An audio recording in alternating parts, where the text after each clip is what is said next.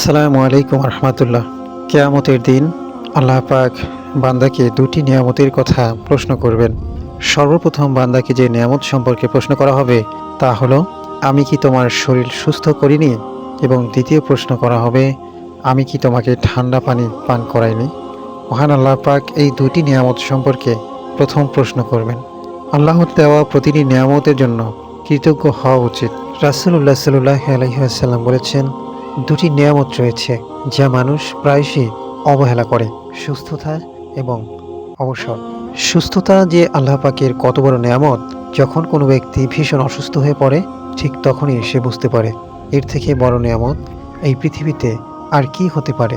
সুতরাং আমরা সবসময় মহান আল্লাহর কাছে সুস্থতার নিয়ামত এবং তার শুকরিয়া আদায় করব। সূরা ইব্রাহিম ও নাহলের আয়াত অনুযায়ী আল্লাহর নিয়ামত অগণিত, যা গুণে শেষ করা যায় না। তাই এর জন্য শুকরিয়া আদায় করা অপরিহার্য।